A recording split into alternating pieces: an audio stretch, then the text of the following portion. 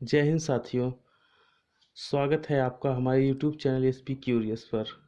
आइए चर्चा करते हैं नेटो और यूरोपीय यूनियन संगठन का, क्योंकि ये दोनों संगठन इस समय रूस द्वारा यूक्रेन पर हमला कर दिए जाने के कारण चर्चा में हैं। नेटो क्या है? यूरोप और उत्तरी अमेरिका में शांति बनाए रखने के लिए एक दूसरी संस्था भी बनी थी, जिसे नॉर्थ अटलांटिक ट्रीटी ऑर्गेनाइजेशन यानी नेटो कहते हैं। इसका गठन दूसरे विश्व युद्ध के 4 साल बाद 1949 में हुआ था। उस समय दुनिया में दो महाशक्तियां हुआ करती थी, अमेरिका और सोवियत संघ। सदस्य देशों की सोवियत यूनियन से सुरक्षा के मकसद से ही इसका गठन हुआ था। शुरुआत में नेटो के अमेरिका और कनाडा समेत 12 सदस्य देश थे। अभी नेटो के कुल 30 देश सदस्य हैं, जिनमें यूक्रेन अभी शामिल नहीं है। यूक्रेन पर रूस के ताज़ा हमले की एक वजह नेटो का यही विस्तार है। आर्मेनिया में भारत के राजदूत रह चुके अचल मल्होत्रा कहते हैं,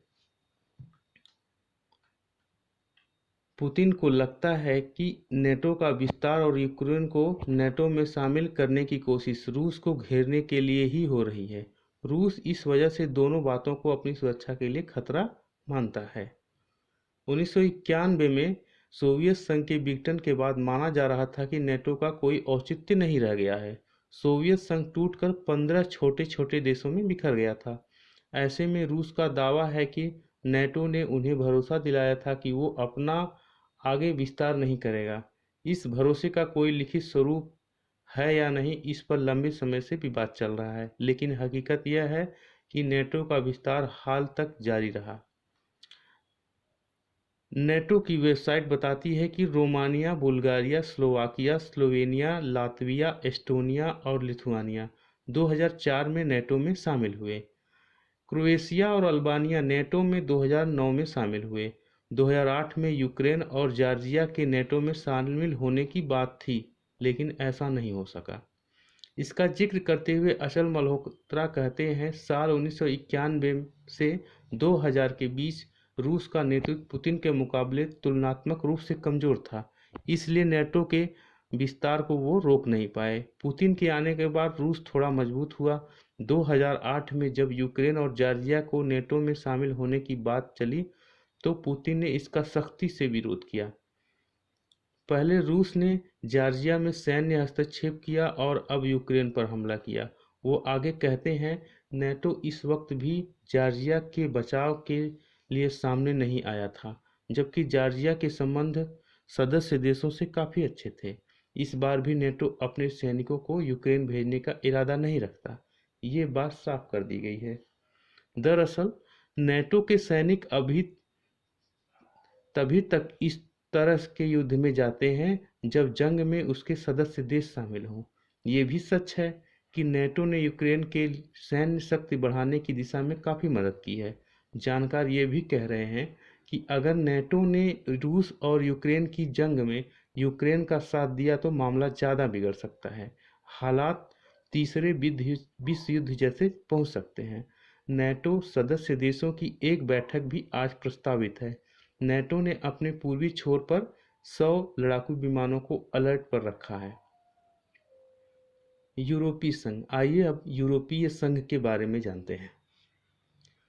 संयुक्त राष्ट्र और नेटो के साथ साथ यूरोपीय देशों का एक और समूह है यूरोपीय संघ, यूरोपीय यूनियन या यूरोपियन यूनियन। इस समूह के कुल 27 सदस्य देश हैं, जिनमें से 21 देश नेटो में भी शामिल हैं। अमेरिका और ब्रिटेन यूरोपीय संघ के सदस्य नहीं हैं। जर्मनी, फ्रांस और इटली इसके सदस्य हैं। रूस यूक्रेन क्राइसिस में इस संघ का जिक्र भी काफ़ी बार हो रहा है। ये सुरक्षा के लिए नहीं बल्कि आर्थिक मदद के लिए बनाया गया मंच है, जो साल 1958 में बना था।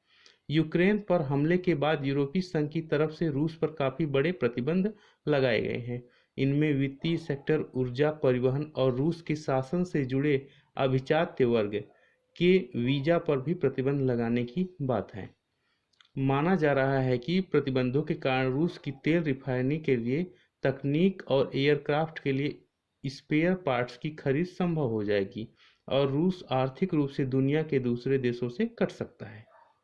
वरिष्ठ पत्रकार और द हिंदू अखबार की कूटनीतिक मामलों के संपादक सुहासिनी हैदर का कहना है कि ईयू ने रूस पर जो प्रतिबंध लगाए हैं उसका लक्ष्य है कि रूस को आर्थिक, तकनीकी और सैन्य मदद से दुनिया को काटा जा सके।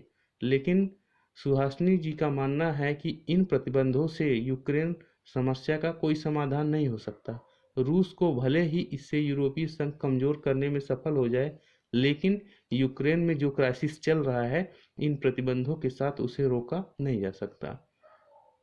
रूस को पहले 2008 में जॉर्जिया में हमने देखा, बाद में 2014 में क्राइमिया में देखा और 2022 में यूक्रेन में जो हो रहा है उसे भी देख रहे हैं। इसके आधार पर लगता है कि रूस और यूरोपीय देशों में एक अनसुलझा संकट है जो हर कुछ साल बाद आता रहेगा। दूसरे विश्व युद्ध के बाद यूरोप में अमन आ गया है। ये घटनाएं उस सोच को चुनौती देती हैं।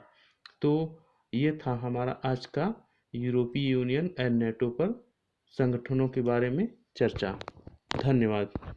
जय हिंद।